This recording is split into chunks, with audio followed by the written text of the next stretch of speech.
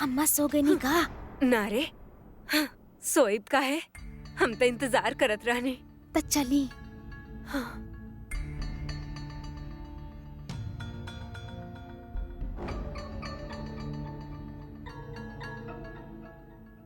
दादी सोली की ना? बुढ़ापा में अम्मा के नींद आवेला ना। कुत्ता के नींद सुतेली, मच्छर भी भन भनाए तो झट से जाग जावेली। चल देखल जाओ, चल।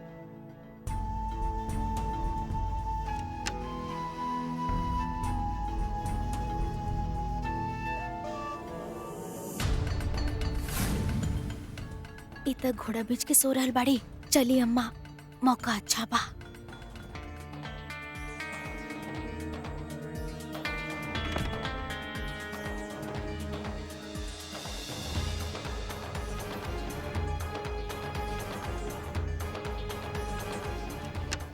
तेज तेज आग जला के जल्दी से बना ले, न तो अम्मा जी कब उठ जाइए कोनो ठिकाना ना। हम बनाई तो रहल बानी।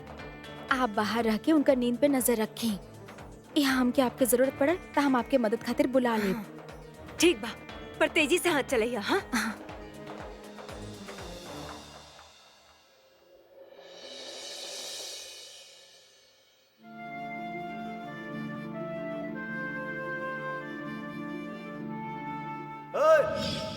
कहाँ रुका उड़न खटोला, मारा बेग गन्ना उड़ के गिर जेबा इंडिया गेट। अरे हमके तो सिर्फ हिंदी आवेला। अगर आपके आज्ञा होखे तो हम बताइए करर। ठीक बा, बतावा। दिल के हु एक के दा के हु नेक के दा, ई कोनो मंदिर के प्रसाद नहीं खेजे हर एक के दा।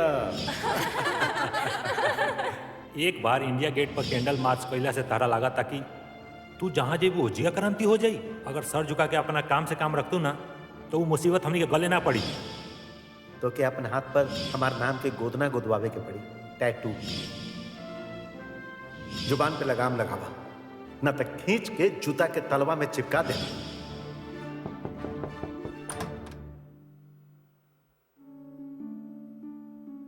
अरे सरोजनी बेटा, सुतलू ना अभी तक? बहुत देर हो गई बा। चला सुत जा। बस अभी थोड़ा देर में सोच जाए मामा जी। ठीक बा, हम जात बानी। Good night. Good night.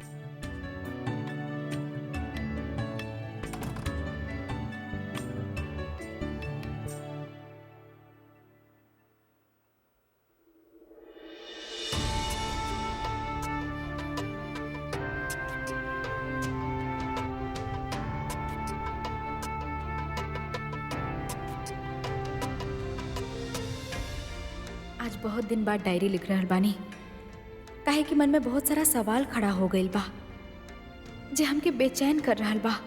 हम सोचत रहनी कि दुनिया के सारा मर्द हमार मामा जी जैसन हो खेले, मधुर, विनम्र और समझदार। लेकिन आजकल हमरा के ऐसन ऐसन मर्द के जाने के मौका मिलल बा कि उनका बारे में ना चाह के भी सोच सोच के थक जाइनी। हमरा समझ में नहीं आवत कि इनकर जिंदगी में जौन औरत होखत होखिए वो कैसन होखिए। पहला मयंक, जेकरा हम कबो समझ ही ना पैनी। दूसर बा सुमेंद्र, जेकरा हम बेझिझक कह सकिनी वो बेहुदा जाहिल बा। और तीसर सुमेंद्र के पिता दुष्यंत सिंह, जे कि आपन घमंड में चूर और अपना आप के भगवान से भी बड़ समझेले।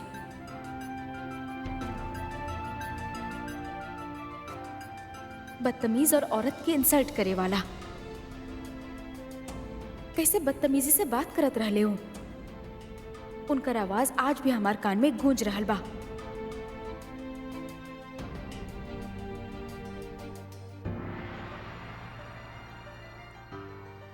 उनकर बेटा ऐसन काहे बा, अभी बात भी समझ में आ रहल बा। लेकिन काफी देर से हम ई ना समझ पा रहल बानी कि दुष्यंत सिंह के घर के औरत कैसे रहेली और उनकर प्रति इनकर व्यवहार कैसन होखी। का इनकर घर की औरत कबो खुश भी रहत होखी।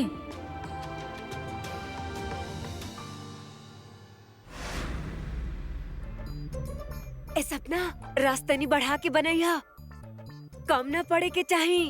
अम्मा जी जरा इन्ने आई ता, पीठ में बहुत खुजली हो रहल बा, कुछ काट रहल बा, आके खुजा दी ही ना। हाथ में बेसन लागल बा। जरा सा पैसा खाना का बनावे लगी, हमके अपन नौकर समझ लेली। बाकी का करी, जब से जीप से टैले बानी तजे उ कही उ करे के पड़ी।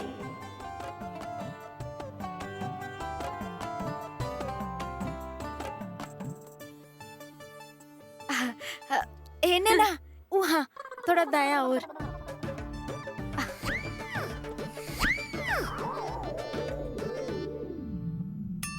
मालपुआ बने में देरी है का? बस अभी रसादार कोफ्ता बना रहल बानी, फिर मालपुआ बना दे। सब भुला गइल बानी कि कैसे बनेला ई सब। हमार मायके में सब कुछ बनावत रहनी, जब से जब बिहा के आईनी सब कुछ भुला गईनी। अब त रसोई में उ सादा खाना बनावे के ह, और ये फैसला भी यह करेलन कि का बनी है और का नहीं। और तनी सा 19 से 20 हो जाए त तूफान। ये हम पहला घर देखले बानी जहाँ पे मर्द रसोई चलावेला। बस अब रहे दी, बहुत खुजा देले बानी ना अब।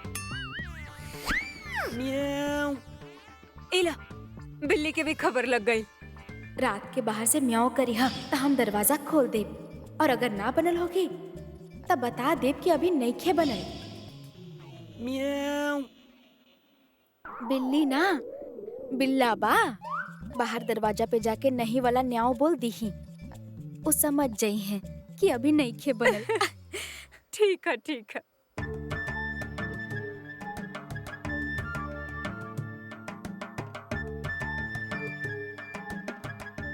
Meow. Meow.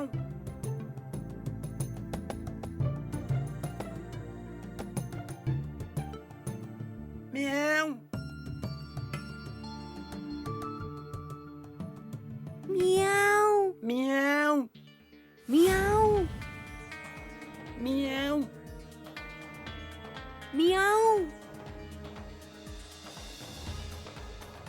Meow. Meow. न्याऊ Meow. न्याऊ न्याऊ न्याऊ।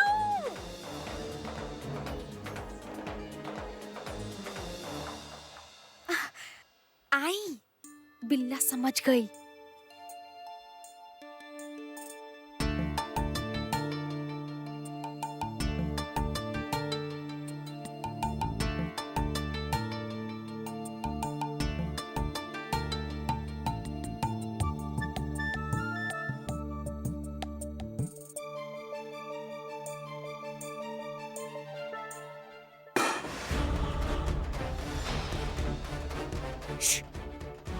हे नहीं रुका।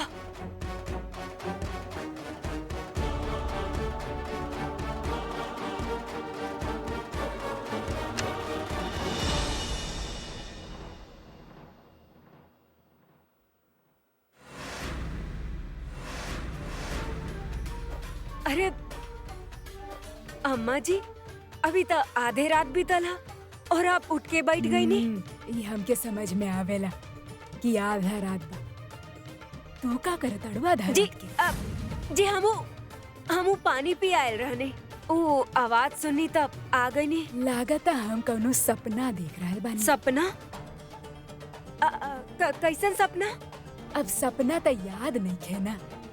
बहुते अच्छा सन सपना रहे, पूरी मिठाई के सपना, जैसे जैसे मालपुआ पकत होगी। अब तक ओकर महक हमार दिल में बसल बा।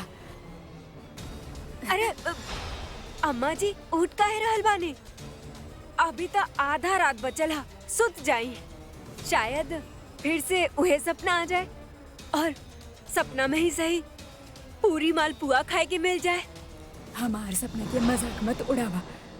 अब उठ ही चुकल बानी त तनी आंगन में टहल लेत बानी। अरे पीठ अकड़ गइल बा बात रोक के चलते। अरे अम्मा, आपके पानी पिए के है ना? हम ही जला देता नहीं। हाँ? अरे चला हटा, ना तो हम धक्का मार दे। बात तो ऐसे करत आड़ू कि रोज रात के पानी तूहे हमके लाके देताड़ू, खुदे ले लेब हम। अरे हटा ना। एक तक कमर अकड़ गइल, ऊपर से रास्ता के खड़ा पाड़ू। हटा।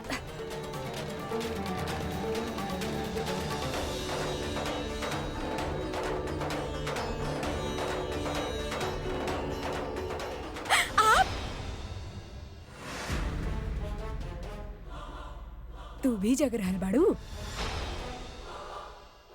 दोनों सास बहू एक साथ, मामला काबा? और ऐसे चौक काहे गइलू? हम भूत बानी का?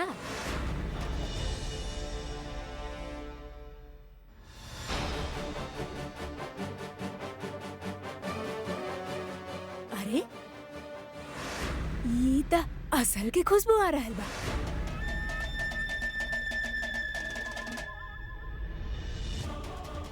अरे दादी, कोनो खुशबू नइखे, भरम बा आपके।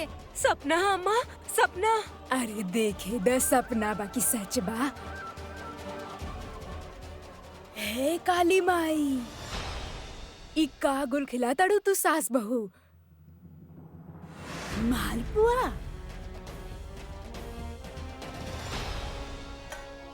कटहल के कोरमा? ई 56 भोग बनावत रहलू? काहे निर्झरिया? सामने आवा। ई त छोड़ दिया। तू अकल के मारल, तू त पागल नहीं खो ना? तारा दिमाग तो ठीक बा ना? अरे दुष्यंत के पता चली त इहे मार के गाड़ दी सबके। अब आप ज्यादा चिल्लाई मत। आप भी खा ले। जीप तो आपके पास भी बा, मन तो आपके भी होखत होकी ना। त हम अपन मन के मना के रखा तानी ना।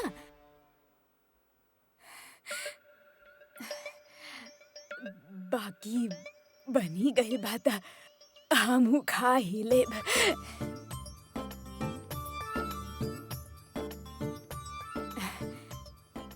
कटहल के कोरमा और मालपुआ खाए के स्वाद ततहर दादाजी के राज में रहल।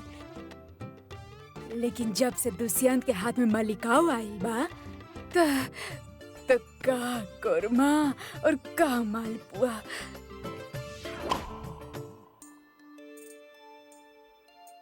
अगर खाना तैयार बा त खावे बैठा तानी ना। आधा रात भइल बा, समय से खा ले त 2 घड़ी सूत भी ले।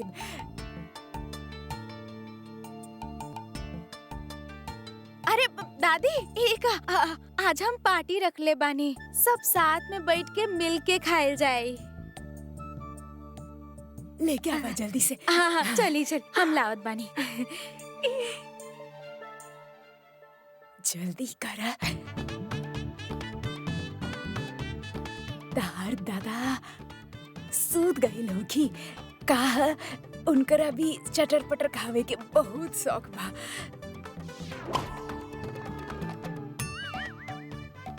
इतना लंबा जीबा उनकर भी। जीप तो बहुते लंबा बा। आप एक काम करी, उनकर चिंता छोड़ी, उनकरे नाम के स्मरण कर लें और चुपचाप खाएं।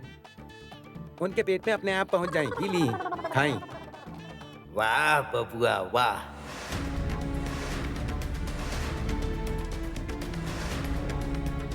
इतना अकील अगर पढ़ाई में लगैले होता ना त आज अपन बाप के हल ना जोतत रहता।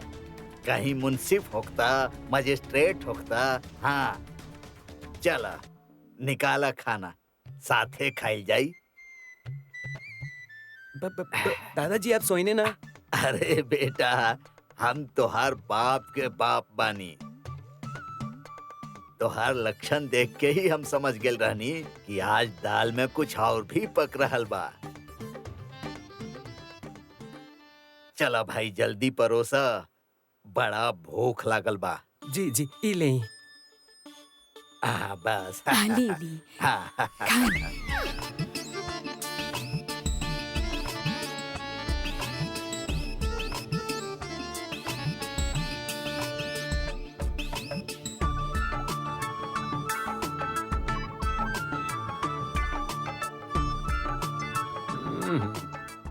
का बनैली बाड़ू तू? बहुते अच्छा। अब खाई ना आगे नीता।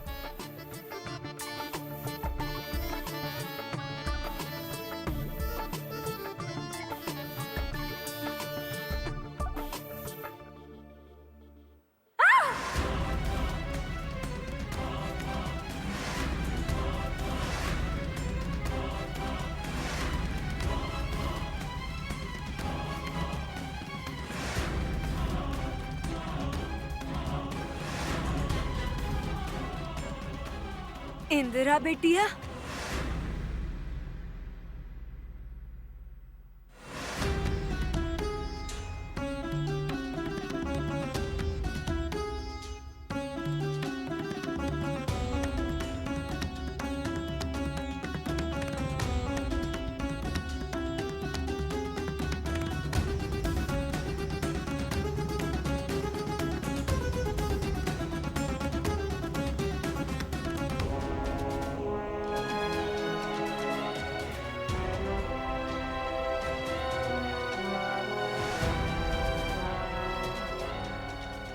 सबनी हमके ऐसे कहे देख रहल बानी जैसे आपके सामने भूत ऊत खड़ा हो।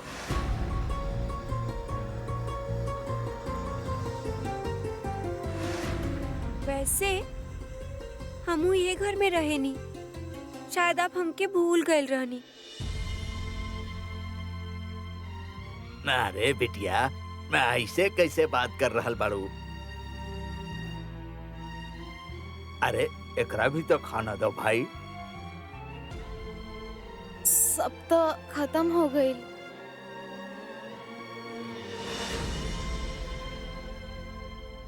ऐसे कैसे खत्म हो जाई? अरे सब लोग भूल जाए, हम अपन बेटिया की नहीं भूल सकेनी।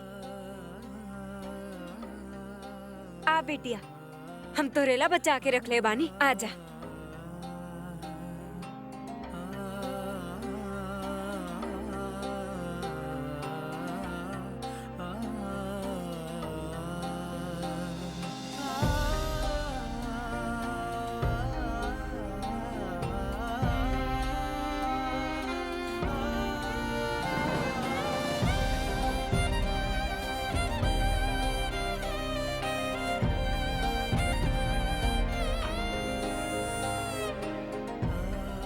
माँ, आप हमसे इतना प्यार करेनी?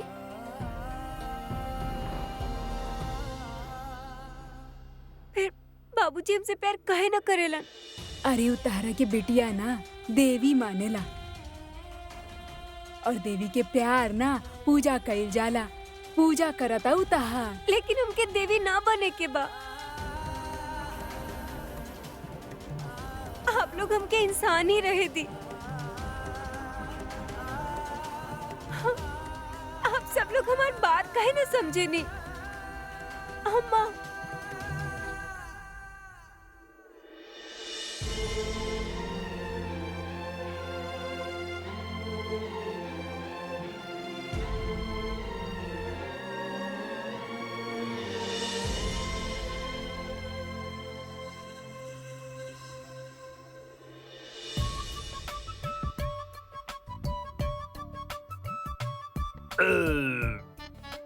आहा, आनंद आ गई भाई, आनंद आ गई।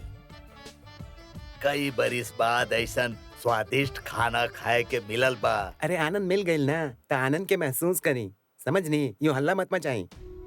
सुनी, ई बात हम सबके अंदर रहे के चाहिए, हवा तक के पता नहीं के चले के चाहिए। ना ना ना, तभी हम सबके भलाई बा, ठीक बा? नहीं पता चली। बसु ताला ना भेद खोल दे। ताला बंद हो चुकल बा, हम ओकरा अंदर आटा डाल के चिपका दिल बनी। और वैसे भी बाबूजी के यह लागी कि ऊ ताला चाबी लगा के खुले बाड़े। बाबूजी के ना पता चली।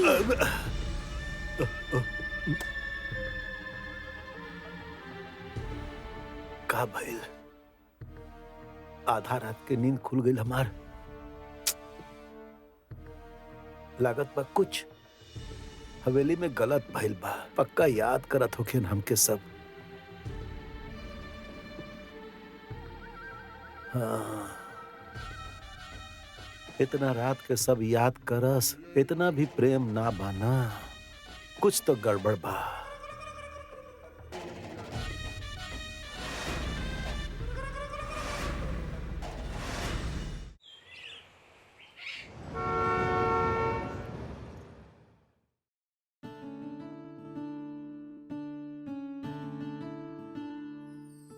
मामा जी, चाय। ये आजकल के जे अखबार बना खाली बुरा खबर से भरल रहेला। पता ना समझ में नहीं आवत दुनिया के का हो गइल बा। वाह, चाय बढ़िया बनी ले बड़ू। अरे वो तोहार ई स्कूल के क्लासेज वगैरह सब बढ़िया चल रहल बा ना? हाँ मामा जी। गुड।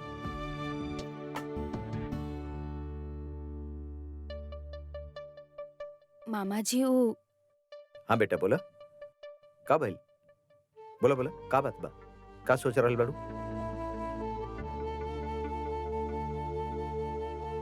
मामा जी, का मयंक से शादी कइल हमार मजबूरी बा? ना बेटा, लेकिन का हो गई? तू कल भी यही बारे में बात करत रहलू कि तू मयंक से शादी नहीं कइल चाहत। का हो गई? कोनो बात भइल का? मामा जी, हमरा नहीं के पता कि आप लोग ओकर बारे में का सोचेनी, लेकिन हमरा ओकर व्यवहार बड़ा अजीब सा लागेला। हम अब तक यही से चुप रहनी काहे कि वो आप लोगन के पसंद बा। मामी के भतीजा बा, देखल सुनल लइका बा, और कहीं ना कहीं तो हमरा शादी करे के ही बा। आप लोगन के मर्जी से ही करे के बा। यही से सोचने की ओकरे से कर ली। वो रोज बिना बुलवले हमार कॉलेज आ जाएला हमरा लेवे खातिर। ना चाह के भी हमरा ओकर बाइक पे बैठे के पड़ेला, और कितना बार ऐसे करेला जैसे हम ओकर गुलाम बनी। वो जे चाहेला उहे हम करब, वो जे कही उहे हम मानब। मामा जी, हम ऐसन आदमी के साथ कितना दिन गुजार पाई? ना ना, देखा बेटा, तोहार शादी तोहार इच्छा के खिलाफ ना होखी। हम कहत बानी तोरा से, निश्चिंत रहे बात से। लेकिन ई बतावा का भाई, वो मयंक तोरा कुछ बोलस का? मामा जी, कल जब वो किचन में आई त अचानक से हमरा कहे लागल कि हमरा के अपन हाथ पे ओकर नाम के टैटू गुदवावे के पड़ी, जेकरा से ओकरा तसल्ली हो जाए कि हम आगे जाके बदलब ना और ओकरे से शादी करब। अरे हाँ, तुम्हें वो गलती का बोल देहलस? आजकल तो हर बॉयफ्रेंड गर्लफ्रेंड एक दूसरे के नाम के टैटू अपन हाथ में बनावे ही ले। अरे फैशन बा आजकल। अरे उकर भी मन कैले होखी कि अपन नाम के टैटू अपन गर्लफ्रेंड के हाथ में देखे, तो का गलत बोल देले? हाँ, तू कबो सोचले बाड़ू क्यों तो रेला कितना कुछ करेला? कबो गौर कैले बाड़ू? हमेशा आगे पीछे चपरासी की तरह तोरे पीछे घूमत रहेला। कितना प्यार करेला तोके, और तू ओकरे खातिर इतना ना कर सकेलू? अरे पूरा जिंदगी खुश रखिए तोके। यही से ना अपन मामा से ओकर चुगली करल बंद करा। प्यार करेला तोके, ऐसे ऐसन बात करत रहले। अरे प्यारी, सरोजनी ठीक कह रहल बिया। समझल तो करा, ई टैटू वैटू गुदवावल ई सब अगर मर्जी से होके तब ठीक लगेला, जबरदस्ती कहीं होखेला का? उन्हें प्यार से ही बोले होखी। एकर तो आदत है, बस शिकायत के मौका मिल जाए कोनो तरीका से। ठीक बा मामी जी, लेकिन आप अभी ओकरा फिलहाल कह दी कि हमरा के चैन से जिए देवे। वैसे भी हम अपन ट्रेनिंग के लेके बहुत परेशान बानी। ना ना बेटा, देखा टेंशन में मत रह, तू शांति से काम कर। हम हाय बानी हाय ना। हाय हाय हाय, कितना शांति भंग हो गई ना। ए, तू कोनो राजकुमारी नहीं खे जितना भाव खा रहल बाड़ू। अनाथ बाड़ू, अनाथ।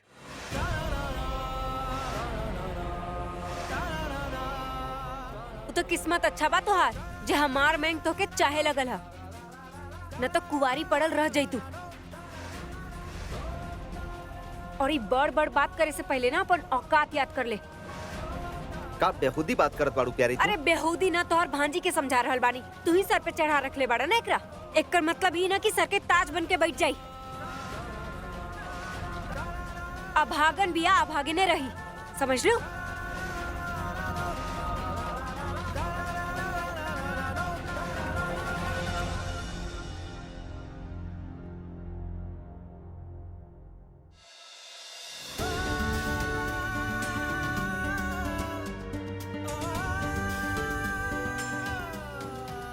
ए बेटा सरोजनी, अरे बेटा, तू अपन मामी के बात के परवाह मत कइल कर। अभागन नहीं खू बेटा, तू बेटी बाड़ू हमार। अरे हम बानी ना।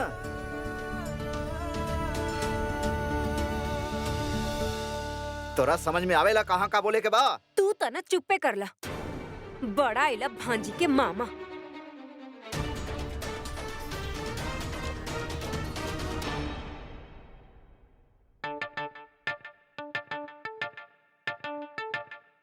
बाबूजी, हाँ। सारा सामान रख देनी। ठीक बा, अच्छा कहला बेटा। आ सुन है सुमेंद्र, इस सोम मंगल शनि ठीक नहीं के। हाँ, हफ्ता में 6 दिन स्कूल बा, हर रोज जाइल कर। अरे आप टेंशन मत ली, हम डेली स्कूल जाए। अब बतावत बानी, एक दिन भी गैर हाजिर ना हो कब हम। काहे बे, इतना बड़ हृदय परिवर्तन कैसे हो गेल रे? अरे जब से वो नया टीचर आइल बा ना स्कूल में, तब से। अरे पहले ऐसा टीचर रहली कहाँ जेकरा के देख के पढ़े के मन करे, लेकिन वो टीचर बहुत जबरदस्त पढ़ावे नहीं। खैर छोड़ी, आपके रेल के वक्त हो गई, चली। अरे ना चले। ना ना ना ना ए, हम चल जाए। तू अपन पढ़ाई पर ध्यान दे। अरे लेकिन- प्रमोद, इन्हें आओ। तुहार पैंट फटल नहीं खे जी। ए बाबूजी, हाँ, स्टाइल बा। अच्छा तो बेटा पढ़े में भी तनिका स्टाइल लावा ना। स्टाइल बा। दोनों आयल रहला एक साथ 12 तल्ला पे। कहा तू 16वां माला पहुंच गईला और सोमेंद्र 12वें पे बा। तनिका मिल बांट के पढ़ल कर, एकरा भी ले जा साथ में। हाँ जी। चल आशीर्वाद लो।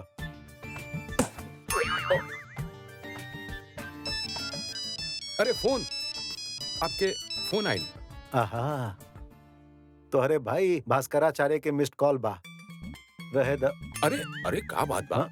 एक बार बतियाई ली ना। ना ना कोनो अरे लोग थोड़े जाई, बतिया ली ना। ठीक बा। हाँ हेलो। बाबूजी प्रणाम, कैसे बाड़न आप? हाँ कहा बोला जल्दी, अब आशीर्वादी खातिर हमार पैसा मत गवाबा। बोला। दादाजी के तबीयत बहुत खराब बा, रात से उल्टी दस्त हो रहल बा। उल्टी? अरे बाप, तब नष्ट हो गए, सारा खाना निकाल देलन, सब बेकार हो गए। जी। अरे बाप रे बाप, का खा ले रहन जे उनका उल्टी दस्त होखे लागल? सुनो एगो काम कर, चीनी और नमक के घोल बनावा, 1-2 चम्मच पिला दो, सब ठीक हो जाई। हाँ बाबूजी नमक चीनी त ताला में बंद बा, तक कहाँ से देई? काहे का भइल? अरे तोहार दादाजी ऊ करत बड़न, उल्टी करत आओ जे आप चाय पानी खातिर दे के गेल रहनी, वो दादाजी के पिलाई के पहले ही हम शुगर फ्री होके बैठल बानी। तो फिर डॉक्टर? अच्छा तो डॉक्टर के दिखा दा। पैसा भी नहीं के दे के गइल बाड़ी आप, त कौन डॉक्टर आई यहाँ? अरे गुप्तवा के बुला दा और ओकरा बोलिए कि वो लाल हरा पीला सस्ता वाला गोली देवेला ना, उहे दे दी। देख बेटा, दवाई खाए से बीमारी ठीक ना होला, भरम पाले से भी ठीक हो जाला। ठीक बा? हाँ अब हम आए तो ओकरा के पैसा दे दे, बोल दिया। बुला ला। हाँ बाबूजी प्रणाम। रख फालतू। जा 1 मिनट 40 सेकंड हो गए। हाँ सब पैसा अटैची दा।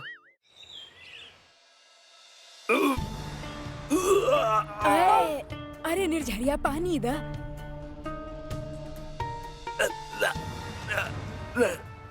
बाबूजी से इजाजत ले ले बानी हम। बड़ा किस्मत वाला बाड़े आप। हम जात बानी डॉक्टर के लेवे खातिर। ठीक बा? और क्या बा, जब तक बाबूजी यहाँ ना बाड़े, घर के मुखिया बानी हम। आप सबके जिम्मेदारी बनत बा हमारे ऊपर। तो जात बानी डॉक्टर के लेवे खातिर, जब तक बाबूजी ना आ जाइए डटल रही, निपटब मत। हाँ? अरे चुप कर, जब भी बोलेला सुबह बोलेला। अरे काला जबान चलत रहेला तहार। अरे 100 साल जी अभी। चला जाके डॉक्टर के बुला के लावा। अरे सुना, एगो नींबू के साथ चीनी पानी नमक मिला के घोले पिला दा, थोड़ा राहत हो जाई भाई। बाकी बाबूजी के कोटा के चीनी तक खत्म हो गई बा। अरे उ कल मालपुआ बनावे खातिर निकलले रहलू ना जहाँ से, उहे से निकाल के दे दा। अरे देखत ना बाड़ू कैसे तड़प रहल बानी। बार निकालब तो पता चल जाई, फिर बाबूजी सबके ऐसे मरम्मत करी है कि सब लोग नमक और चीनी के स्वाद का अंतर ना समझ पाई है। यही से धीरज रखी। भगवान हमार बुढ़वा के रक्षा कर।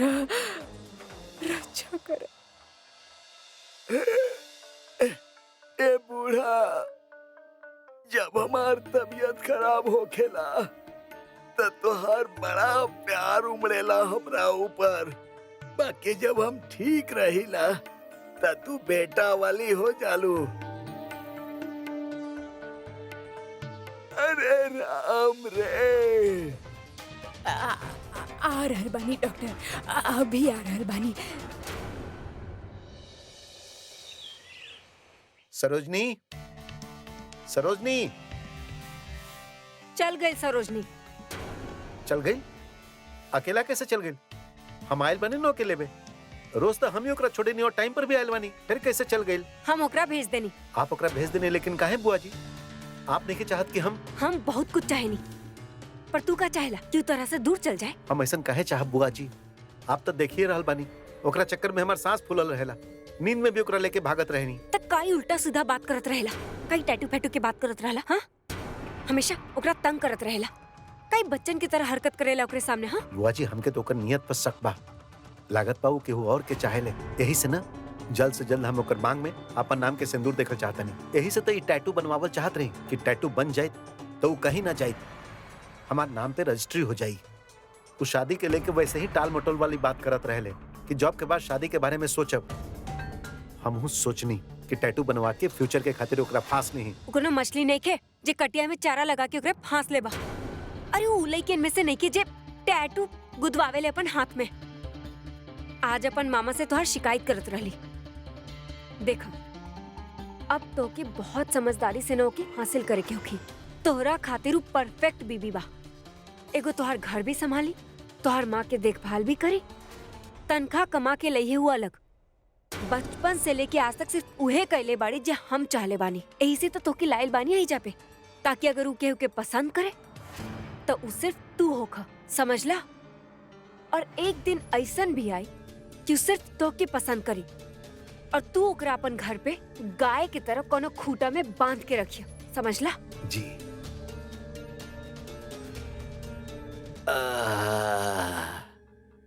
हे प्रभु,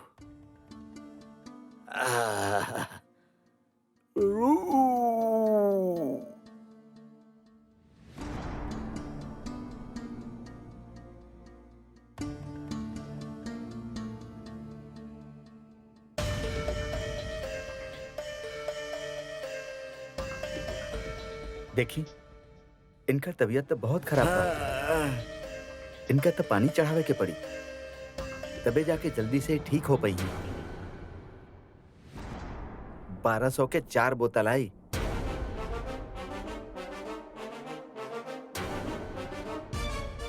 जाके हमारे क्लिनिक से ले आई या केहू से मंगवा ली। ना बेटा, बहुत तकलीफ बा, जल्दी से हमरा ठीक करवा द। 2-4 का जितना बोतल पानी के चढ़े चढ़ा द, बाकी हमके जल्दी ठीक करा द। हाँ, जल्दी ठीक कराई दा इनका, जल्दी ठीक कराई दा, वरना सेहरा बांध के शादी करे के जाके बा। ये दादी बैठल बानी, हाथ पांव दबवाई उनकरा से, सुख के मजा नहीं। हाँ डॉक्टर, वो का कहल जाले, छोट छोट लाल पियर रंग के गोली आवेला ना, इनकरा उदा आराम से ठीक होगी, जल्दी ना होगी।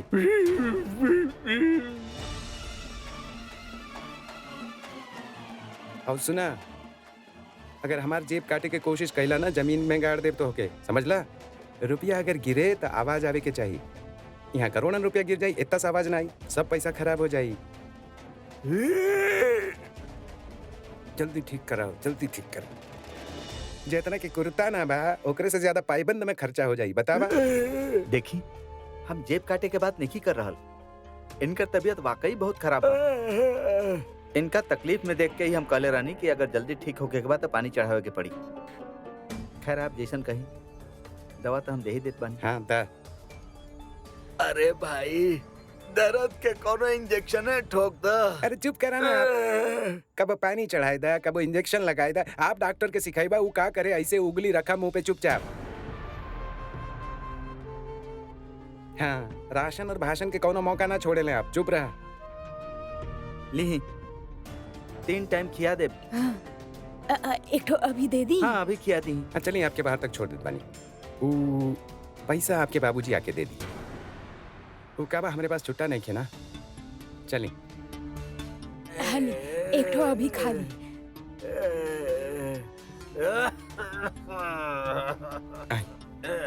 पानी दे। ए छोकरा दुष्यंत जैसन कठोर हो गइल बा।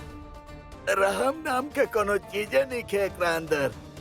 हमार सुमिंदर होखित ना त 2-4 ठोका पानी के 8-10 बोतल चढ़वा देहित।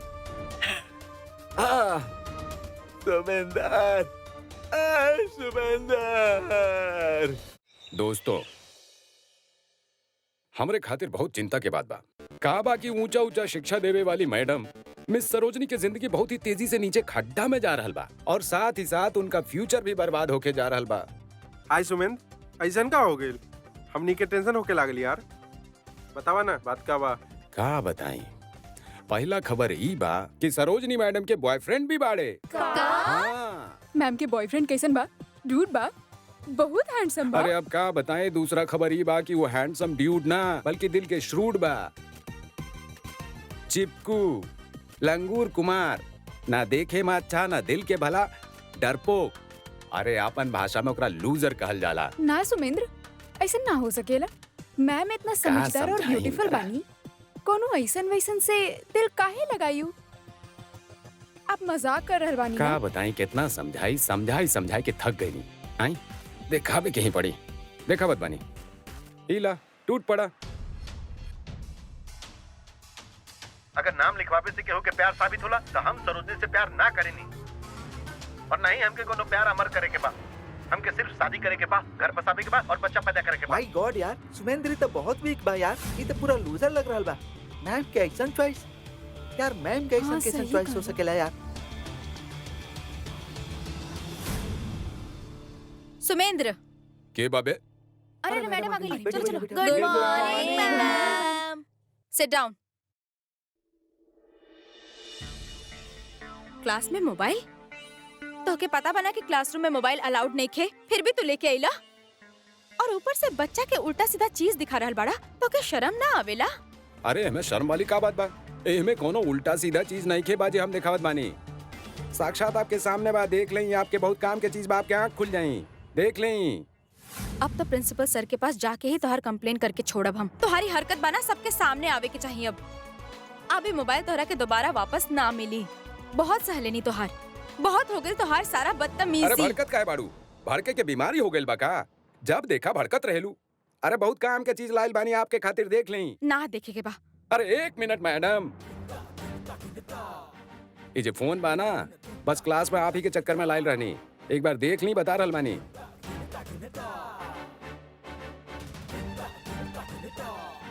अरे देखी मैडम, रुक जाई, तमाशा मत बनाई। अरे ना तो खुद तमाशा बन जाए। हमरा आपके कुछ दिखावे के बा। अगर आपके वीडियो अच्छा ना लगी और आपके काम के ना लगे तो जाए के प्रिंसिपल के दिखाई दे, हम ना रोकब। हम कह रहल बानी हटा हमारा रास्ता से, चुपचाप हट जा वरना। अरे आप चाहे जितना मरना धरना करें और जितना धमकी देवे के बाद दी, हम आपके वीडियो दिखाई के रहब। लाई मोबाइल दी, ना, लाई। मोबाइल तो ना मिली। अभी सीधा प्रिंसिपल सर ही देखिए, उनका से ही ले लिया। देखी, मजबूर मत करी, ना तो हम छीन के दिखाई, जबरदस्ती दिखाई, बतावा तानी। हाथ लगावे की कोशिश भी मत करिहा वरना। अरे का वरना धरना? हाँ, अब तो हम दिखा के हिरब तो के दी, हमार मोबाइल दी। नाक रगड़ के मर जेबा ना, फिर भी ना देब हम तोरा के मोबाइल। हम छोड़ा कहा एकरा, तानी वीडियो दिखाई के हम मोबाइल दी। छोड़ा एकरा हम। अरे छोड़ो। रुका, एकरा केहू रोका। हमरा के देखी, तो जिद मत अरे करी, का तमाशा मत खड़ा बदतमीजी कर करी। रहल अरे बाड़ा? छोड़ा एकरा के। का बदतमीजी कर रहल बाड़ा टीचर से? आप हमनी के फ्यूचर के बारे में सोचे लो, तो हमके भी आपके भविष्य के चिंता बा। अरे ई में आपके भविष्य के लेके ही वीडियो बा। काहे जिद कर रहल बानी, देख ली एक बार। नहीं खे देखे के। बवाल खड़ा मत करी, बता रहल बानी, ये वीडियो दिखाई के रहब। छोड़ी मोबाइल। छोड़ा हमार, छोड़ा मोबाइल, छोड़ा।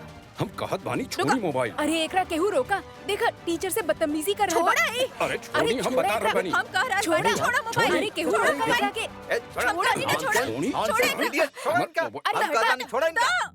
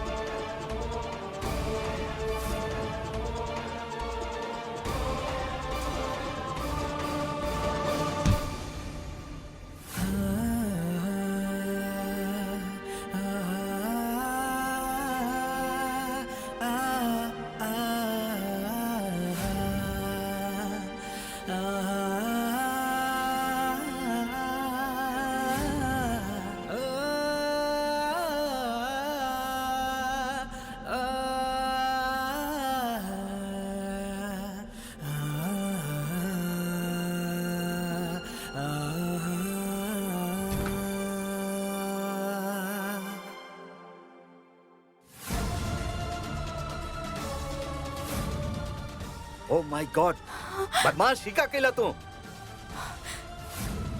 ओ माय गॉड, कितना खून बह रहल बा। एकर जान खतरा में बा। अरे केहू कुछ करत काहे ना? इनकर हॉस्पिटल लेके जा, वरना ये एजे मर जाई।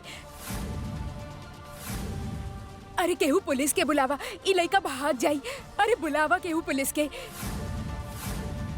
अरे अरे ई का केला तू, बदतमीज? का केला तू? अरे केहू पुलिस के बुलावा, केहू पुलिस के बुलावा। अरे लइका भाग जाई, लइका भाग जाई। केहू पुलिस के बुलावा, केहू पुलिस के बुलावा, केहू पुलिस के बुलावा। अरे लइका भाग जाई, अरे लइका भाग जाई, बुलावा, केहू पुलिस के बुलावा। ई का करत बड़ा तू अब?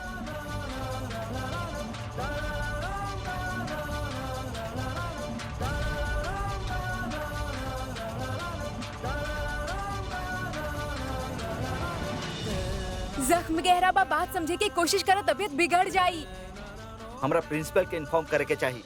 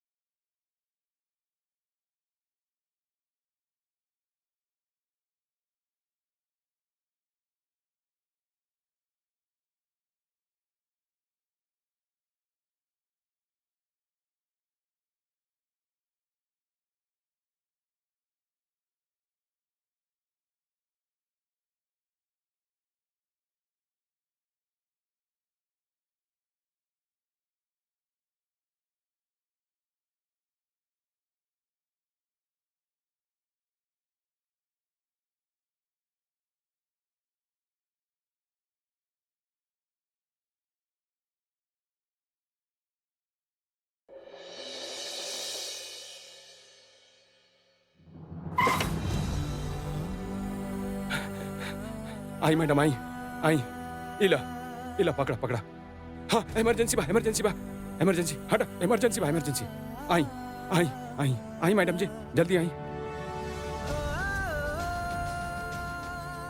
अरे हमके देखे में टाइम बर्बाद मत करी मैडम जी, ऑलरेडी इतना खून बह चुकल बा। चक्कर वक्कर आ गए तो तबीयत खराब हो जाई। अरे जिद मत करी मैडम, समय रहते हमने हॉस्पिटल पहुंच गए बानी और लेट करल ठीक ना होखी। आई प्लीज जल्दी लेटी। नहीं खेलेटे के हमरा स्ट्रेचर पे चल सके नहीं हम। हट हट आई आई मैडम आई आई मैडम आई आई मैडम आई आई आई मैडम आई। अरे सामने से हटा, इमरजेंसी बा इमरजेंसी। आई आई इमरजेंसी बा। डॉक्टर कहाँ बानी डॉक्टर? अंदर। आई मैडम आई साइड साइड में चला साइड में। आई मैडम आई। हाँ हटा, अरे साइड में चला ना यार, साइड में देखा ना इतना चोट लगल बा उनके। आई मैडम आई इमरजेंसी। आई आई मैडम इमरजेंसी बा। Madam madam doctor madam emergency किस बा डॉक्टर मैडम प्लीज थोड़ा जल्दी करी। बहुत बहुत बहुत दर्द हो रहा लोग इनका प्लीज। ओके ओके ओके आप शांत हो जाइए, हम देखा तानी ना। आप आई चली चली चली आ जाए इधर आई। बहुत बहुत खून बह रहा बा। लेट जाइए जा, लेट जाइए आराम से हाँ। आउच। आराम से, बहुत बहुत खून बह रहा इनकर। कहीं और तो चोट ना लागल ना आपके? ना बस सर में।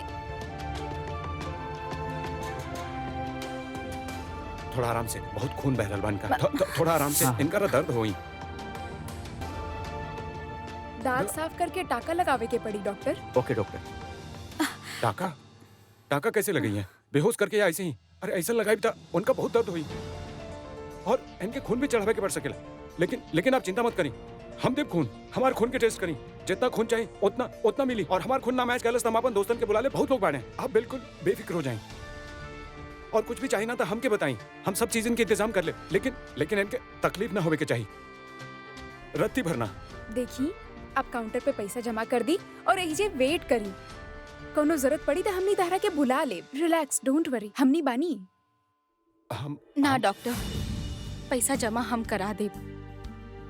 इनका बस कहीं कि यहाँ से चल जाएं। अरे आप प्लीज बोलल बंद करें, शांत हो जाएं, शांत होके इलाज करवाएं, घबराई मत। हम बाहर जात बानी, हम बाहर इंतजार करत बानी। आप थोड़ा देखी प्लीज, आप लेकिन बाहर वेट करी। हम जा। जाता नहीं।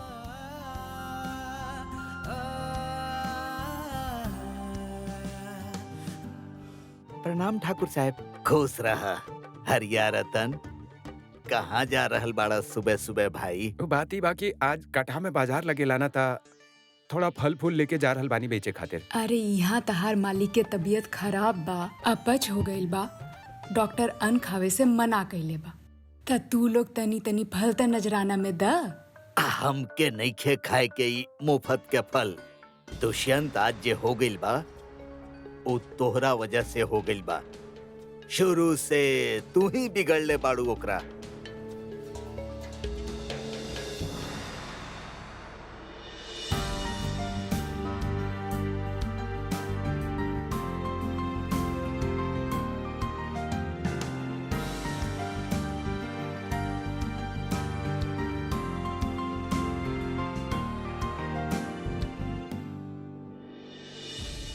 मिस सरोजनी कहाँ बाड़ी? मैडम तो इमरजेंसी रूम में बानी, अभी खतरा से बाहर बानी और हम सारा पेमेंट भी करा देले बानी। सर हम भी साथ में चली? कौनो जरूरत नहीं है। मिस सरोजनी। मैडम आप ठीक तो बानी? डॉक्टर का कहलस जख्म बहुत गहरा तना बाना। मैडम वो सब जे भी भइल गलती से भइल, हम कसम खा के कहता नहीं। हम तो आपके बस कुछ दिखावे के चाहत रहनी, आपके काम के चीज रहे मैडम। बस अब यहाँ तोहार बकवास सुने के जरूरत केहू के नहीं है। You R rusticated Sumendra.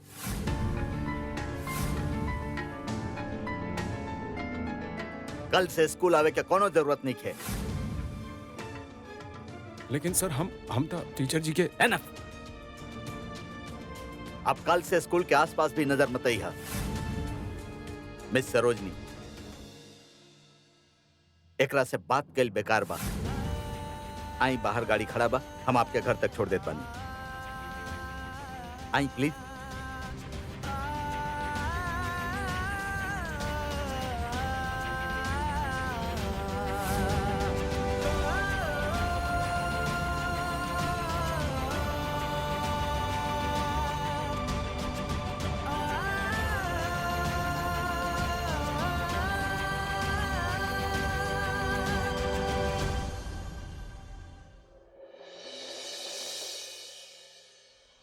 बुआ जी सरोजनी आ गई ना, पर भाईल का? हम स्कूल गए रही तो पता चलल कि सरोजनी के चोट लाग गई बा। वो लोग बोले हॉस्पिटल ले गए बाड़े। हम सारा हॉस्पिटल छान मरनी, कुछ पता ना चलल। हमके लागल शायद घर आ गई हो की। अरे ना आयल ह त आ जाई, पर ओकरा चोट कैसे लगल?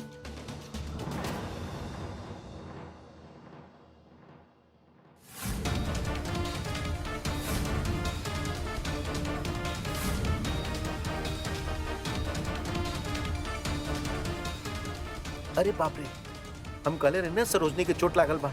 ई देखी, एकर तो दिमाग पे चोट लाग गइल बा। लागत बा बहुत जबरदस्त एक्सीडेंट भइल बा। मयंक की कैसन बात कर रहल बाड़ा? आखिर हो का जायला तोरा? कौन दुनिया में रहेला तू? अरे ठीक है, तो कर रहल बा। फिल्म में ऐसी तो होखेला, दिमाग में चोट लगेला और याददाश्त चल जाएला। अच्छा चला बतावा, के बानी हम तोहार? आज तो बड़ा वार्तालाप चल रहा बा मामी और भांजी के। पूछ रहल बानी के बानी, मामी बाड़ू और के बाड़ू? सरोजनी बेटा चोट कैसे लगल तोरा? बोला बेटा ये चोट कैसे लगल का भाई? हाँ हाँ हाँ सरोजनी, ये कैसे भइल? हम तुम्हारे स्कूल गए नहीं पता करे, बाकी हमके वजह कोई बतेबे ना कल कि ये सब भइल कैसे। का भइल बेटा? बोला बेटा का भइल? कैसे लगल? चोट कैसे लगल तोरा? ओ सुमेंद्र धक्का दे दिलस। का?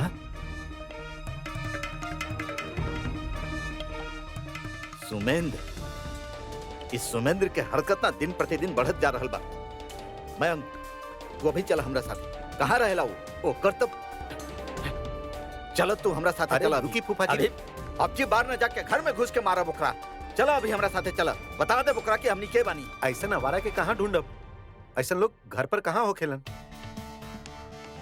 हम तो कहत बनी सबूत भी बा, पुलिस में चलकर रिपोर्ट लिखवावल जाए। माथा पर चोट पा, अटेम्प्ट टू मर्डर की केस बनी, पुलिस खुद न खुद ढूंढ ली। कोनो जरूरत नहीं के पुलिस के पास जाए के। तू अपनी ख्याली पुलाव अपना पास ही रखा। हाँ ठीक बा बेटा, पुलिस के पास जाए से कुछ न होगी। हमने खुद चल के ओकरा बताएब कि हमनी का बानी, सबक सिखाए ओकरा के। ना मामा जी, एकर कोनो जरूरत नहीं के।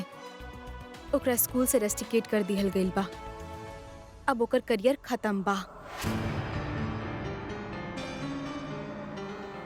इहे ओकर सजा बा।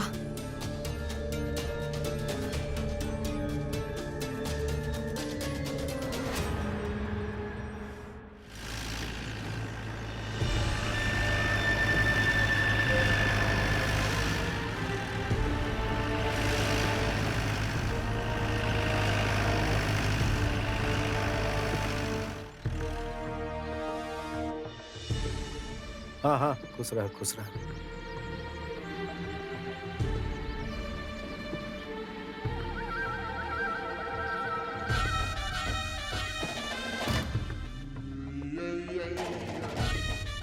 ए, सामान रख दो। बाबूजी प्रणाम। हाँ हाँ हाँ खुश रहा। प्रणाम ठाकुर साहब। हाँ अपन झरोखा से देखने की आपके सवारी आ रहल बा, हाँ ता आगे नहीं अपन पैसा लेवे। बड़ा दरिद्र डॉक्टर बाड़ा जी। हाँ झरोखा पे बैठल रहेला वसूली करे खातिर। हाँ पहले मरीज के तो देख ली का हालचाल बा, सांच में पैसा खर्चा भइल भी भा के तू पुटानी करत बाड़ा। अरे नाना ठाकुर साहब, हमरा अपन नाम छीछा लेदर करावे के बाका। आप इत्मीनान से देख ली, हमरा कोनो जल्दी नहीं खे, हम बहुत टाइम लेके आइल बानी। हाँ ठीक बताइए, जे खड़ा रहा। प्रणाम। जिया जिया जिया, का ले आइल बाड़ा दिल्ली से? प्रधानमंत्री के कुर्सी लावत रही आपके खातिर। अब पता चलल कि आप जाए के प्लान बना ले बानी तो छोड़ देनी। का भइल, बीमार हो गई नी? हाँ या संसार से मन उब गइल बा? हाँ ठाकुर साहब, पूरा 150 रुपया भइल रहे, बाकी हम बानी है वहाँ पर, बगैर ले ले जाइब ना। अरे तो फिर ए का खैले रहनी? हाँ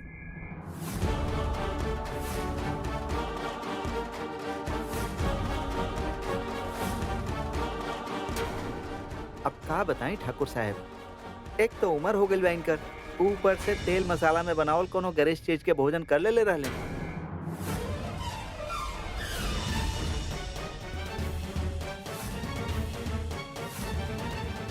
हाँ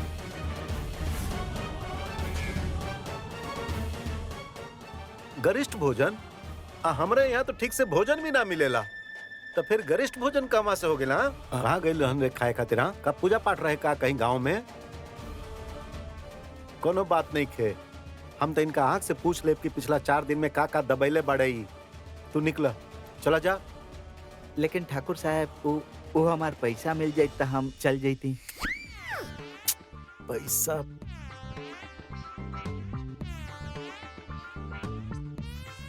तीस 40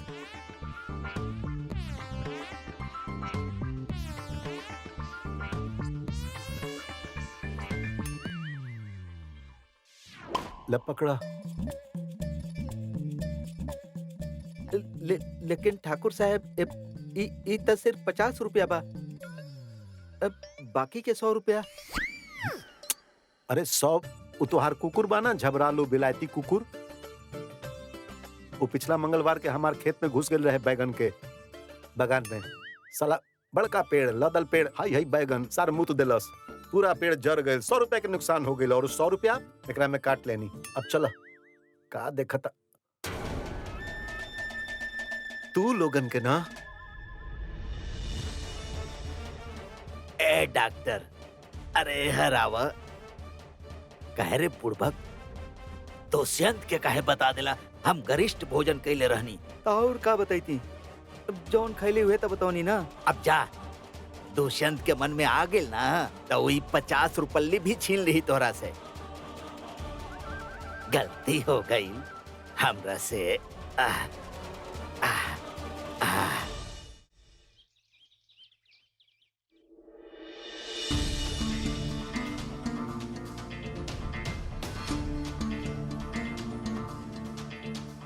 फूफा जी काहे परेशान घूम रहल बानी? एकरा से का होखी? सरोजनी ठीक हो जाई? बेटा तोहरा के ना समझ गए बानी हम। तू लइका के कुछ ना उखाड़ पैबा, कुछ है ये नहीं के तोरा बस के। और अब समझ ल, हमरा पर भी लानत बा अगर उ लइका के हाथ पाँव ना तोड़ देनी त। हम खुद जाइब स्कूल और पता ठिकाना लगाइब हम ओकर, और ओकरा बाद ऊ हाल करब ना हम ससुर के कि जिंदगी भर याद रखी कि पाला केकरा से पड़ल रहे।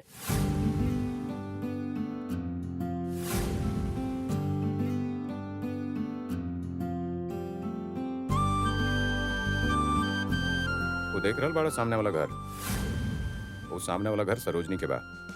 अब उतरा जा और वो करा जे हम कहले बानी। और याद रखिया कौनो गलती ना होके के चाहिए।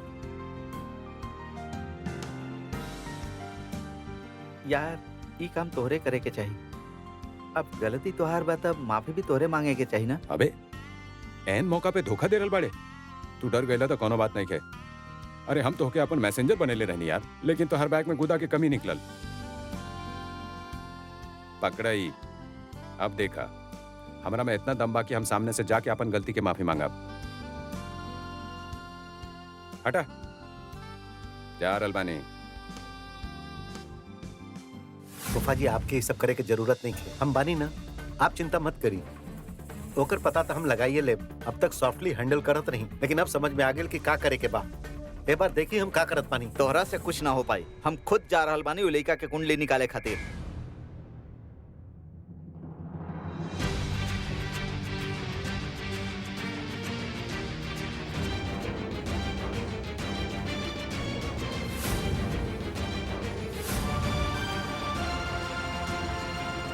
अरे सुनी, का भवंडर की तरह चलल जा रहल बानी? अरे का बेमतलब ढूंढा बकरा। अरे इसे बेमतलब ढूंढे से का वो हवा भी मिल जाए। ओके छोड़ी पहले और इन्हें आई। हाँ।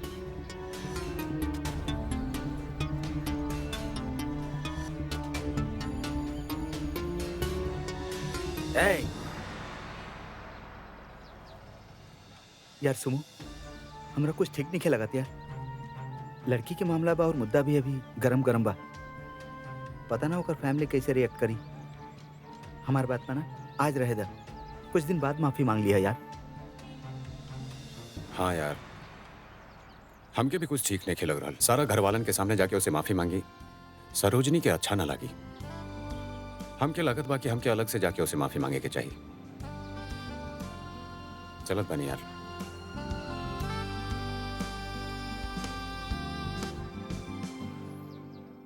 ठीक बा, हम जोश में होश खो के काम नहीं कल चाहत, लेकिन उ लइका जौन जाति के ले बना ओकरा खातिर हम कतई चुप ना रहब। ए मयंक, अब इतना छोट सा काम कर दे बना, तू पता लगई बा लइका के जी। और अगर तोरा से ना हो पावे तो साफ साफ बता दा, हमके जौन करे के बा हम कर ले। का बात कर रहल बानी फूफा जी? हम ओकर पता ही ना, बल्कि मौका लागल तो ओकरा सबक भी सिखा दे। आपसे कम गुस्सा नहीं है हमार, और ना ही कमजोर बानी ओकरा से। सरोजनी के लागल ई चोट के बदला तो जरूर लिखल जाई फूफा जी, चाहे जे हो जाए। ठीक बा, पता लगावा।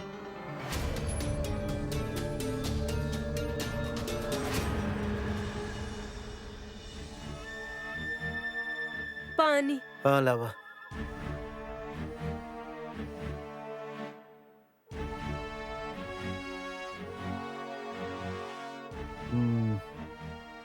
ला।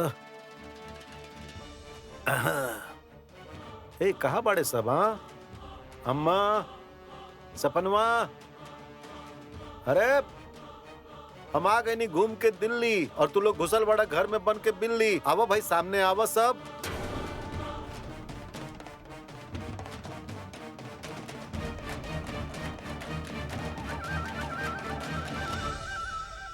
सुना, हमार गैर हाजिरी में काका खाना बनल बा ओकर रपट द।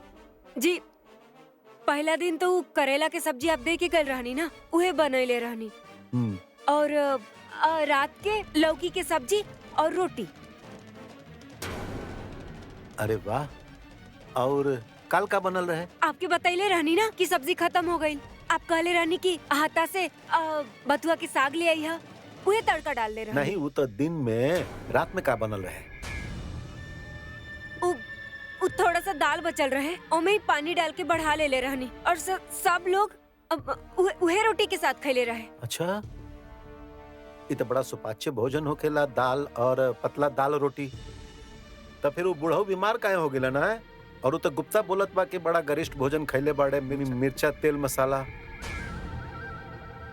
उनका सारा मशीन डायरेक्ट हो गेल बिना स्विच मशीन के। खाना से तबीयत थोड़े ना खराब भइल बा। अच्छा, अरे देख रहल बाड़ा ना कैसे गर्मी पड़ रहल बा, दिन भर धूप उमर, बस उहे से बिगड़ गई तबीयत। हाँ ना ना, ओ बाबा जी की तबीयत तो उहे दिन से खराब भइल रहे जौन दिन आप जाए वाला रहनी। अच्छा। अरे बाप, ई बोल रहल बाड़े कि गर्मी और उमस से भइल बा, तू बोल रहल बाड़ू कि पहले दिन से ही बाबूजी के तबीयत खराब बा। और ई निर्झरिया बोल रहल बिया कि पतला दाल रोटी सुपाच्य भोजन खैले बाड़े। हाँ? और उ गुप्ता बोल रहल बा डॉक्टर उ त गरिष्ठ खाना खैले बाड़े, तेल मसाला मिर्चा। झूठ बोल रहल बा गुप्ता। हाँ? वो तो नाड़ी छू के बता दे बेला कि आदमी का खैले बा। हाँ? मामला संदिग्ध लाग रहल बा हमके। कुछ गड़बड़ ना भइल बा? हाँ? केहू कुछ छुपा रहल बा का हमरा से? कौनो काहे कुछ छुपाई, और ई घर में बाही का जे खिला देव छुपा के।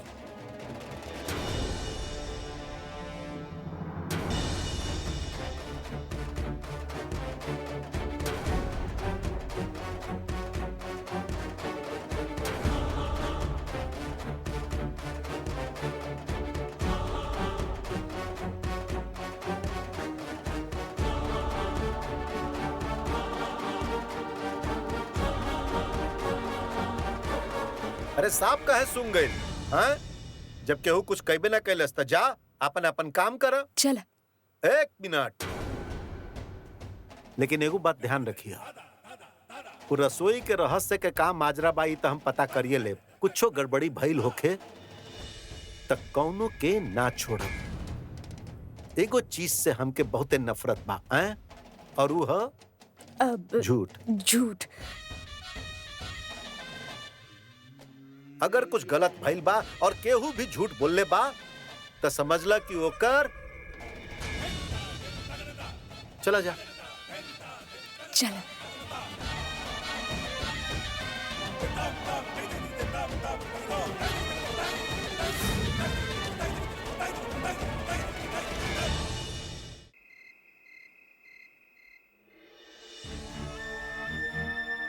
निर्झरिया,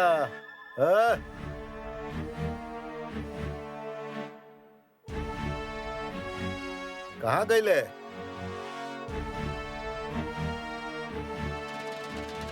का बात, तोहार शकल देखे खातिर बुलेले बानी? अम्मा के तरह खड़ा हो गेल बड़ू आके। भूख लागल बा, भूख। ले आवा खाना खातिर जल्दी, कुछ ले आवा। जी बिल्कुल। उ आप राशन दे देती तब अब हम और सपना बहुते जल्दी खाना तैयार कर देवे नी। ओ सुबह के काम तब कोनो तरह राशन से चल गई। अभी तो हम आपे के इंतजार करत रहनी। का इंतजार करत रहू? आके रसगुल्ला देव, रसगुल्ला। ए जब भूख से हालत खराब बा और राशन के हिसाब करत रही। चला अब हिसाब द राशन के, फिर बाद में लतियाए तोरा के। हम 3 दिन के कुल राशन दे के गइल रही। पहले कैसे खत्म हो गइल? तो के आज तक खातिर माल दे के गइल रही, बाकी का कैलू माल सब। रसोई में कमी काहे बा? लगाई लात? नहीं, पहले खाना खाई ओकरा बाद लात लगाई। जा खाना बना के लावा, वही राशन के बना के लइहा। समझ गइलू? ना मिली खाना ना तो हम तो के चबा जाई बाज। अब काहे इतना गुस्सा हो जाए नी? न कोनो सब्जी बा न दाल, सिर्फ आटा से कैसे खाना बनाई? अरे पगली, तो आटा राशन ना होखेला तक भाषण होखेला? हैं? चल जो आटा के बढ़िया रोटी बनाओ, गर्मा गर्म रोटी और प्याज हरियर मिर्चा नमक के साथ खाई तो पेट भी ठंडा रही। अब खड़ा खड़ा रहबू तो हमके बुखार हो जाई, बुखार। अब बेताल के तरह एजा से उड़ जा। चला जाओ, बनाओ जल्दी।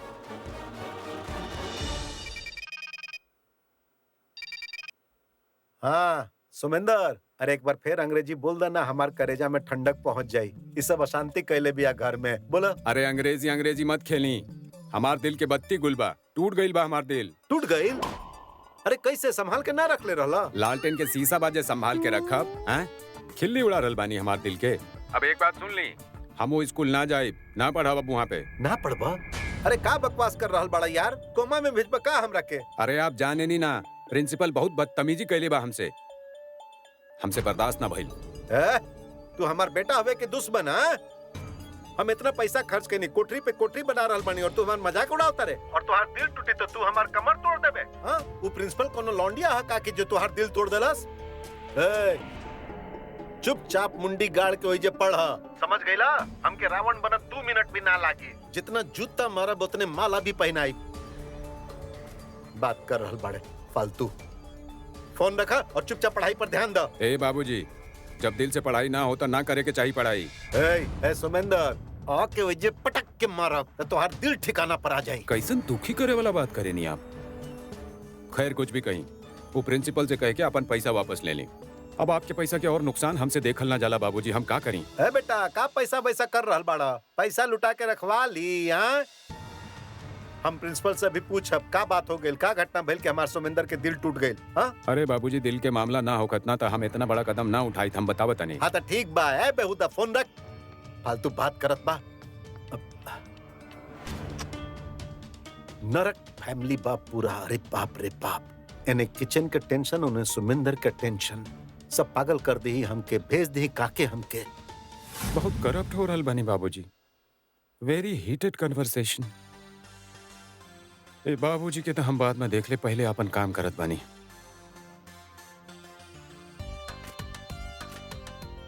ई का बा? परमानेंट? परमानेंट सॉरी, अब यही से बनाई बाज।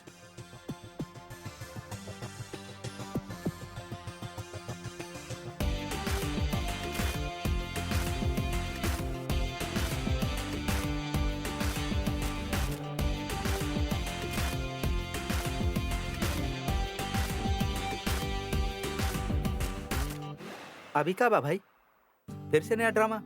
ड्रामा ना कर रहल बानी, माफीनामा बना रहल बानी। सॉरी कार्ड अपना तरीका से, अपन हाथ से और अपन दिल से बना रहल बानी। अरे हमके डिस्टर्ब मत करा, जाके अपन काम करा। कल तो हर एग्जाम नहीं के बका। हाँ जा। और सुना, ओ सॉरी के स्पेलिंग का होखेला? तोरा का पता बा? हमके लागत बा कि SOORY। परफेक्ट। ठीक बा। का बनावत रानी हम?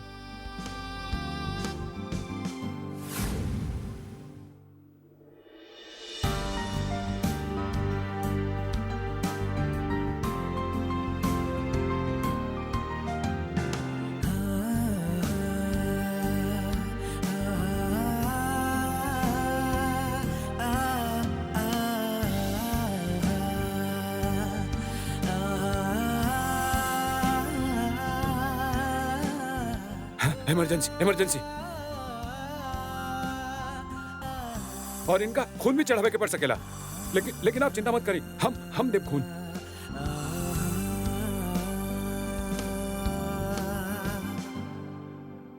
हम भी केकरा बारे में सोच रहल बानी, वो जे हमार जिंदगी नरक बना दिलास।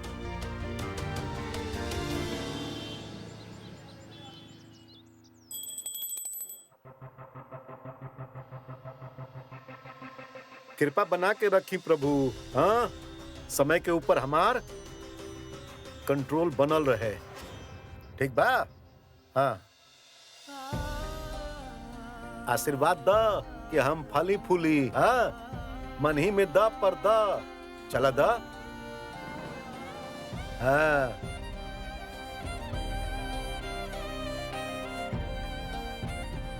इला। हाँ, ए निर्झरिया। जी आ रहल बानी। अरे हमार पूजा पाठ खत्म हो गेल, कुछ चाय नाश्ता देबू कि भूखे मरबू?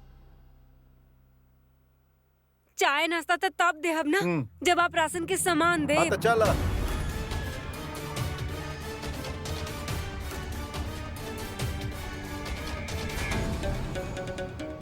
हे भगवान, बाबूजी तो रसोई से सामान निकाले जा रहल बाड़े। ताला आटा सेट कैले बनी, कहीं उनका पता लग गई तो। जीते जी खाल में भूसा भर दी है। हाँ हेलो, बोला। अरे वो प्रिंसिपल से बात कही नहीं का कहला सू? अरे यार तू तो डंडा कर दे बेला। हैं? अच्छा रुका, चैन धरा, हम अभी निपटावत बानी। रुका। ए हिला, जा खोला।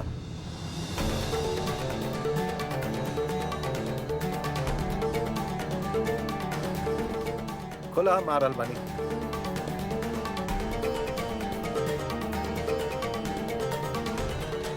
हाँ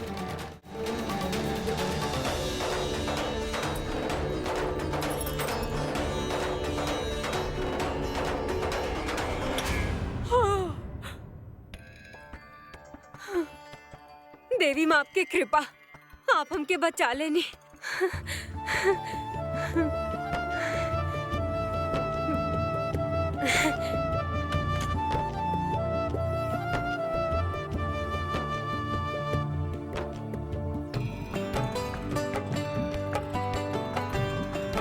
हे भगवान, मरे से बचा लेनी।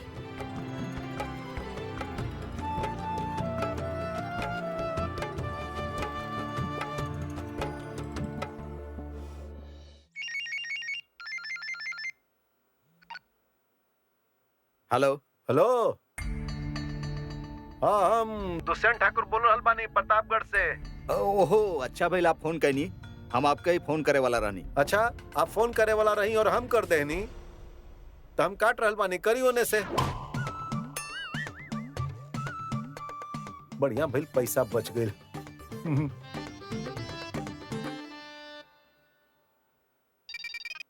हाँ ए महाराज, ई का हो गिल बा? सोमेंदर के दिल टूट गिल बा, बड़ा दुखी हो गिल बा बेचारा। बोल रहल बा कि आपके विद्यालय में ना पढ़ी। का बदतमीजी उतमीजी कैनी ओकरा साथ? ठाकुर साहब, हम ओकरा से कोनो बदतमीजी नहीं कैले। सारा बदतमीजी के ठेका तो आपके लड़का लेके रख ले बा, और ओकर दिल नहीं टूटल। ओकरा स्कूल से निकाल दिहल गइल बा। वो ऐसन गलती कैले बा जौन माफी के लायक नहीं है। अरे वो चाहे जे करे, आप निकाले के सोच कैसे सकता नहीं है? आपके विद्यालय में इतना सारा कोठरी बनवाइले बानी, आप तनी झेली ओकरा सहन करी। अब सहन नहीं है। और ठाकुर साहब, हम मानत बानी आप अपन बच्चा खातिर काफी कुछ कैले बानी, लेकिन अब हम ओकरा स्कूल में नहीं रख सकत। स्कूल में ना तो कहाँ रखब? स्कूल में नहीं रख सकता, अपना घर में रखब का दामाद बना के। हाँ? अरे खबरदार, स्कूल से निकाले के सोचा भी ना तो आपके स्कूल पे ताला लटक जाई, बंद हो जाई, समझ गई नहीं? गुस्सा मत हो के ठाकुर साहब, अब तक हम आपके बेटा के सारा बदतमीजी सहन करत रहनी, लेकिन अगर वो टीचर के ही मारी पीटी तब कैसे बर्दाश्त कर पाई? मामला मैनेजमेंट तक पहुंच गई और ओकरा स्कूल से निकाले के फैसला मैनेजमेंट के बाद। हाँ, अगर वो ट्रेनी टीचर से माफी मांग लेवे और वो ओकरा माफ कर देवे तब कुछ बात बन सकत बा। सॉरी ठाकुर साहब, हमार फर्ज रहे आपके इन्फॉर्म कैल, हम आपके इन्फॉर्म कर देनी। अब हम फोन रखत बानी, प्रणाम। हेलो, इत हमार फोने काट देलस। इस सुमेंदर के भी दिमाग खराब हो गइल बा, टीचर के साथ हाथ पाई। हाँ, सर्टिफिकेट अटकवा देलस। कुछ सोचे के पड़ी अब।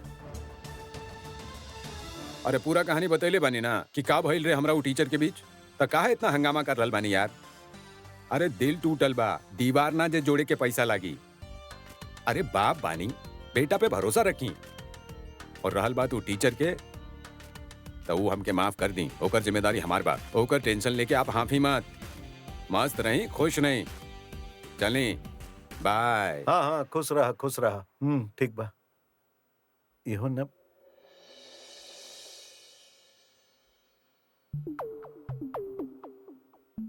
सरोजनी, तू अकेले कहे जा रहल बड़ू? हम तो के छोड़ देत पानी, आखिर कौन काम खातिर बानी हम? कदम कदम पर तोहार साथ देहल ही तो हमार काम बा। ऐसन साथ के हमरा कोनो जरूरत नहीं है, हम बस से अकेला चल जाई। अरे सरोजनी, तू समझत काहे नहीं? वो लइका रेस्टिकेट भइल बा, यही से वो बदला के आग में जलत होखी। ओकर स्वभाव देखले हो ना, तोड़ फोड़ मार धाड़ वाला। वो कोनो भी खतरनाक कदम उठा सकेला। वो ऐसन कुछ ना करी। अरे तू ओकरा के हमरा से ज्यादा जाने लुका। अभी तू ओकर असली रूप नहीं खुद देख ले, बहुत खतरनाक बाहू। हमरा कोनो खतरा के परवाह नहीं है। तू फिक्र मत करा, हम अकेले ही अपन बल पे सब निपट लेब। और हम तोहरा भी बहुत अच्छा तरह से जान चुकल बानी कि तोहरा में कितना हिम्मत बा। तू कितना खतरा उठा सकेला हमरा खातिर। तू गुस्सा पड़ू ना, यही से ये सब घटिया जलल बात कर रहल बाड़ू। तोके पता होके के चाहिए कि क्रोध इंसान के सबसे बड़ दुश्मन है। यही से गुस्सा थूका अभी के अभी। हम चलत बनी तोरा साथ, फिर तो हमारी हिम्मत देखिए। हम कहनी ना, हम चल जाए। ठीक बा, तोरे जीत सही, लेकिन हम शाम के तोके जरूर रिसीव करे आई।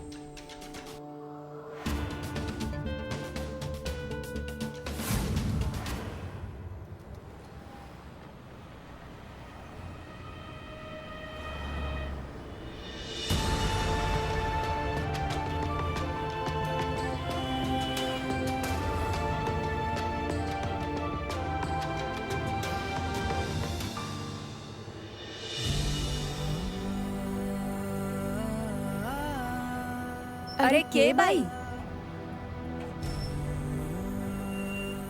मोहब्बत में चोट खाई लागत बा, तबे तो सॉरी हाथ में लेके खड़ा बा।